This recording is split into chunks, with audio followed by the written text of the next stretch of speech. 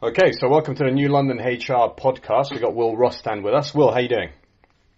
I'm very well, thank you. How are you? Not too bad. Can't complain too much.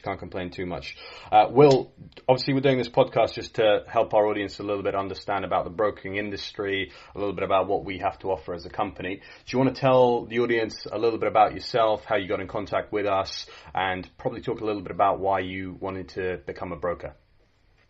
Okay, sure. Well, I went to the Portsmouth Grammar School, did my GCSEs, and then I went off to a specialist rugby college. It was during that time that I sort of found out that I had a passion for the financial markets, as much as it contradicts the sport. I found my first position in a marketing role for a free market indications trading company, which is essentially a trading company that will send out signals to people wanting to make a little bit of money, not a very high advanced role, and I'd make commission signing these people up. It was through that I thought, oh wow, this is really interesting, and I loved learning about currencies and how the news and all that affects them. So Sure. I mean, that was my real sort of first grasping of it. I then went on to finish my A-levels at Peter Symonds College. After that, I got a role with a guy called Paul Bentley, who was really good to me. I did a lot of marketing and FX for him, and he is essentially a FX trader who teaches people a simple strategy on a daily basis. So, my job would essentially be to recruit them in, and he'd teach them, and then we'd pitch after that. And again, it was just me learning about foreign exchange, learning spread betting, learning the charts, and I just found it all very interesting. To which the point was, when I really thought, actually, I want to be a broker. I don't want to be the guy trading. I want to be in the office, in the heart of it all, really. Sure. So you had the technical experience there in terms of the basic understanding, maybe even to an intermediate level, but where you lacked, you feel, was more of the business development side, which initially made you want to be a broker, I would imagine, so you can speak to clients and actually give them that sort of advice. Yeah, of course. I mean, I was always hiding behind a phone screen, really, in terms of social media and contacting them. And yeah, like you said, the business development side of it, the calling and the relationship building with clients was something I really wanted to develop, and obviously I needed to get into a brokerage to do that. Sure, exactly. So that's where you got in contact with us. You applied for some of the roles that we had online at the time, and I think we had a chat specifically. You came in contact with me the first time, and we were talking about, obviously, that business development being the lack part of the CV. You didn't have enough of that. So we recommended the London Broker Training Mentorship, which you became a student of, and it worked quite nicely for you. Do you want to tell the audience a little bit about how you found that, what your favourite parts of that was, and what happened next? Yeah, it was brilliant. I mean, obviously, as you said, I found you guys online, a very well-regarded recruitment company for the city and for broking. As you said over the phone, you know, that I had a good intermediate experience, but that sort of relationship building, client facing side was what I was lacking. So obviously you recommended the broker training, and yeah, I was really glad I did it. I mean, we got all 6 modules in terms, so it was great.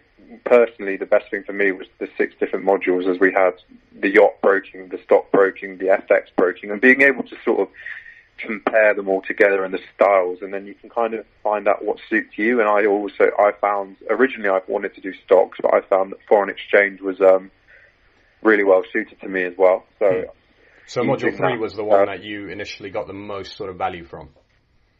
Yes, of course. Yeah, I mean, I learned a hell of a lot doing it, and I really enjoyed this sort of almost back to school learning style of it, of reading and listening and then doing an exam at the end of it, which I thought was really beneficial, as it sort of drills it into you of what you need to know. And for me, having not had that much experience on that side of it, I found it really beneficial. Great. I'm glad.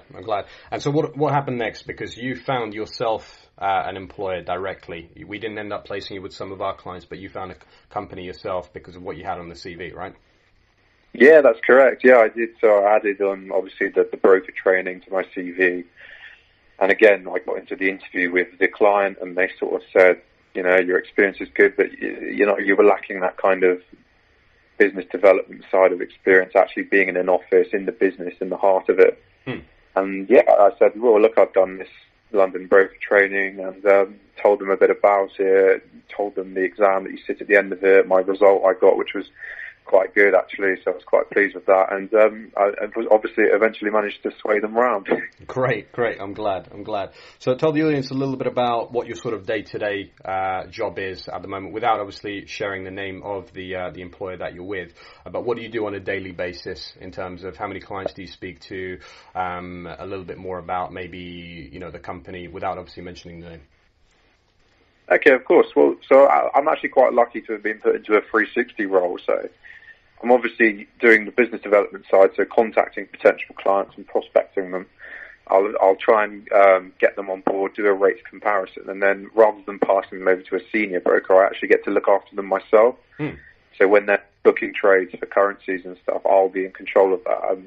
Obviously, I've only been in the role a short amount of time, and obviously it takes a while to get some clients on board, so I'm still at the early stages of the job, but I'm really enjoying it. I'm really enjoying the business development side of it, speaking to clients, trying to sway them round, and yeah, it's a really good lifestyle, and it's in the city where I wanted to be, so I'm really happy. Good, and you've got effectively your dream job, and you're very happy that you're in that position.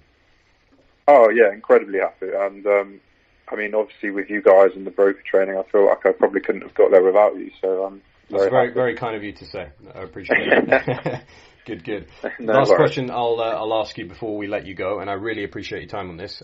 What would you sort of advise other candidates that are looking for a broker position? What sort of advice would you give them?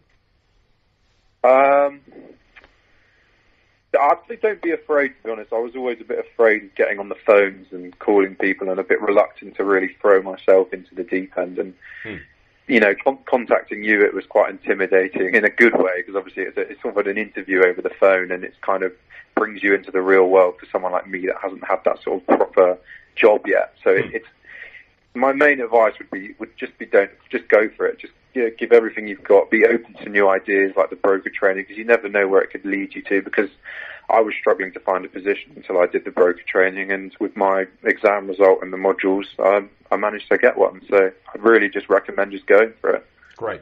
So doing a lot of research, investing in yourself, improving your confidence through further research, understanding where to go, and pretty much utilizing every piece of knowledge you can find to get yourself a position is the advice you'd give. Yeah.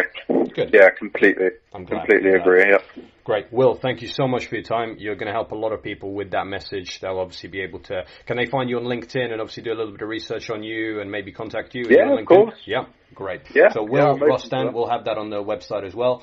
And Will, thank you again. Thank you so much for this, and we'll take it from there. No worries, Marty. Thank you so much for all your help down the line, and I really appreciate it. No problem.